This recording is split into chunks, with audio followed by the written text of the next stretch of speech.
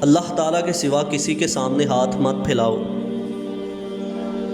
ایک وہی ذات ہے جو تمہاری مدد کر سکتی ہے، اس کے سوا کوئی تمہاری مدد نہیں کر سکتا۔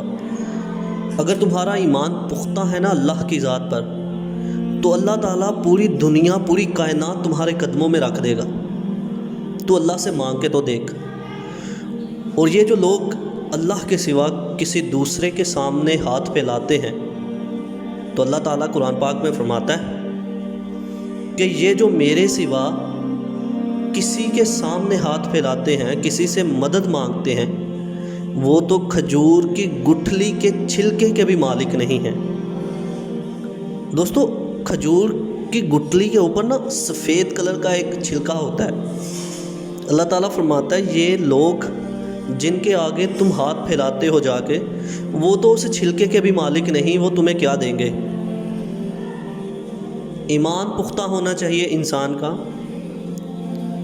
اور اللہ کے حضور گر گرا کے مانگے تو صحیح، پوری کائنات تمہارے قدموں میں نہ آ جائے تو کہنا۔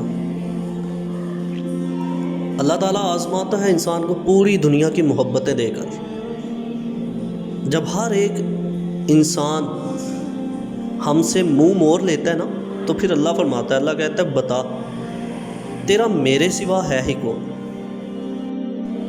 دوستو، جب ہمارا ایمان پختہ ہو جاتا ہے نا، تو اللہ تعالیٰ دنیا کی ہر چیز ہمیں دیتا ہے۔